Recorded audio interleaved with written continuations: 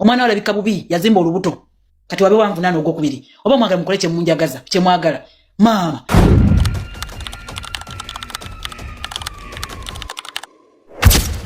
Chomuga mwana Subikwini ajeta yogerwako ani basana novuma mana black man ne movement madwa slim iya manyirani na sindika abaana ategede temugera tutisa ani gwe mumanyira fetu amugamba yo mulabulu wamu obuda omali yakutatu kuzifa akoze mekutana na kwe mulama yindo mimwa bichi. I know Ugandans, the only time Ugandans unite is when there is a new set of nude pictures that need to be shared. That is the only time you guys unite.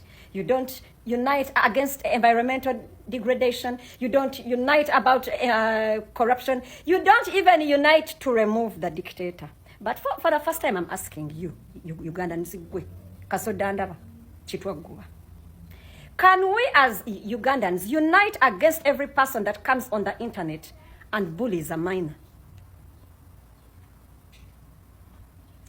Can we all boycott any blogger that is going to get a phone or any internet user that is going to get a phone and do the following things? Insult a minor, body shame a minor. When I talk about a minor, ngamba abaana abato.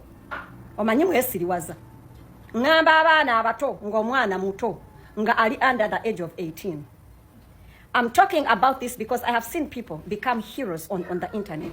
Amidst a fight, never pulling out, never vuma omwana. How much of a coward can a human being be to really start body shaming and insulting and sexualizing a minor?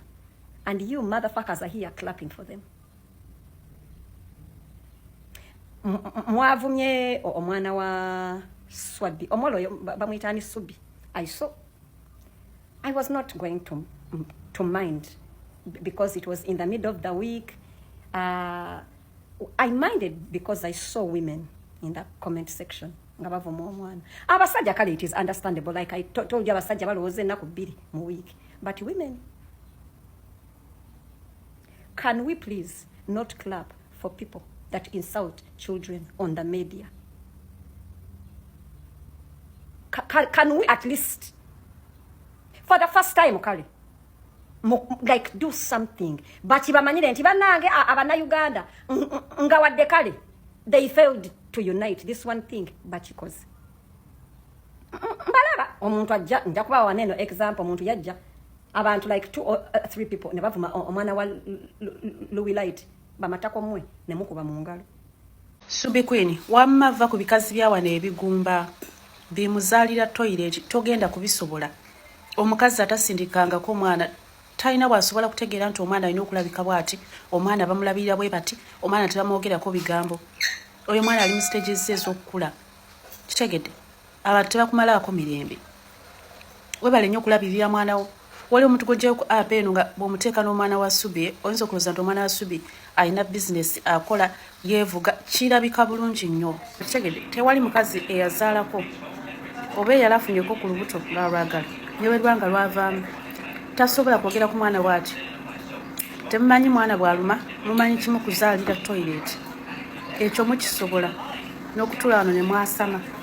Subikwini ndabirira ekibebi kyo kirungi nnyo kiri ku nakyo kirabika bulungi nnyo abaana mubakkirize bakule waliwo emyaka ng'omwana alina okugejja omwana alina okulabika bulungi oba kitegeera ekintu ekyo muleeta wano obwana nga bwakonzimba abantu ne bakweta kukonzimba banaye oluganda nno nalwo nafuuse kafulu kati mbulayo bivumo byokka okategedde akantu ako mutuleeta wano abaana nga balabika bubi ne tuguma omukazi ajeyo ekibebi kye kyeyagala novayo notandika okwasaamirira siri mukwasama nnyo okuba mbadde ndi mukulya temugaa nti simanyi mpakidde emmere mukamwa teriimu naye siina kwasama nnyo era so mufe ku bakazi abalabirira abaana baabwe ate mulekerawo okuzaalira zitoilet timujja kutegeera obulumi obuli muki mu baana omwana aluma you guys omwana aluma kyakunga jeni wala omuzadde sirika omwana aluma bisiraanimu Subikwini wali kulabirira ekibebi ky'owamma